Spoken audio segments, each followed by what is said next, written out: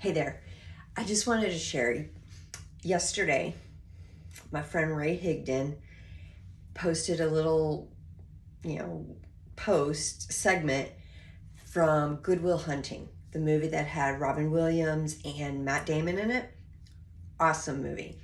Anyways, the segment was Robin Williams is a counselor, therapist, and Matt Damon is like coming to see him and stuff.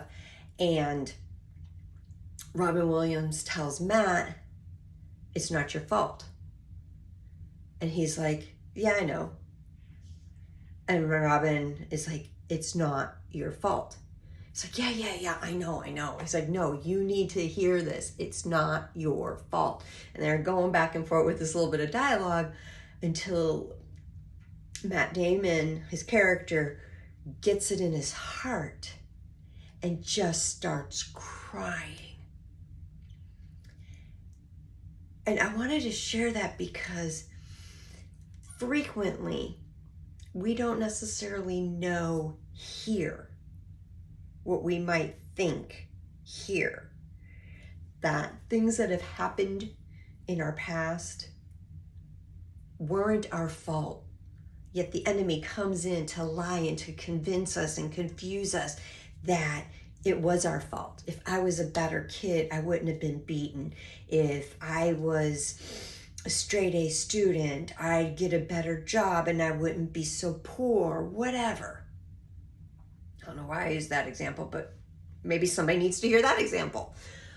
But not only do you need to hear it's not your fault, I find that people need to hear the words, you are forgiven.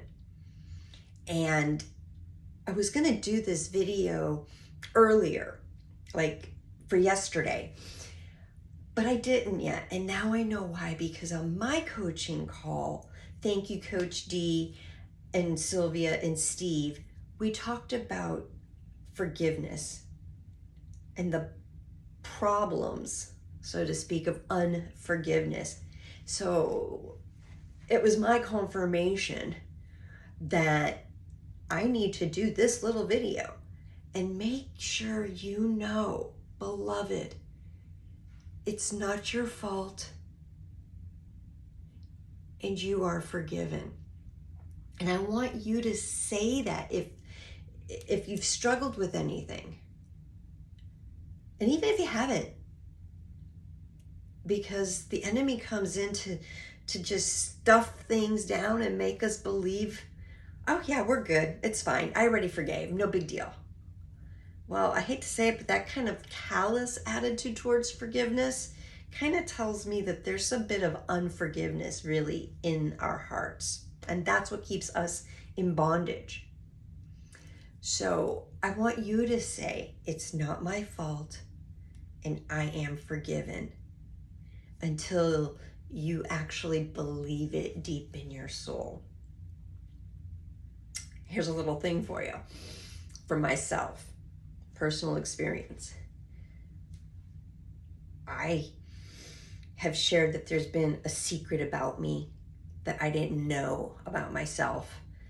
And I'd be searching and seeking and praying and fasting for that revelation of that secret.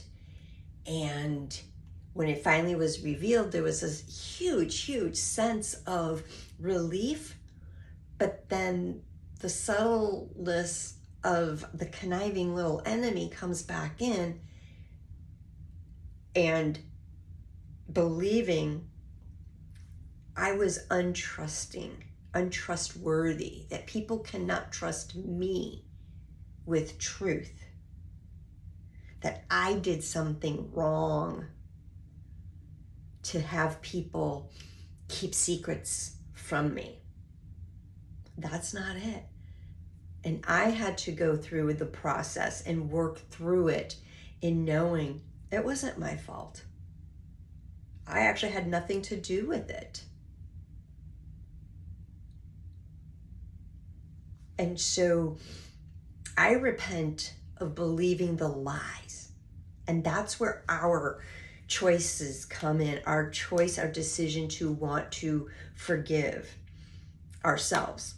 I'm particularly talking about forgiving ourselves here on things. is that we don't feel we're worthy or we need to or whatever.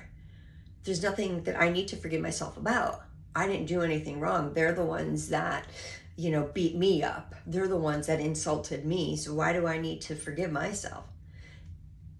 If we've allowed those lies to take root within us and believe them, then yes, we do need to repent of believing a lie, ask God for forgiveness, receive forgiveness, forgive ourselves for it. So again, it's not your fault. You are forgiven so that we can live that healed, whole, and holy life Jesus paid the price for. Blessings.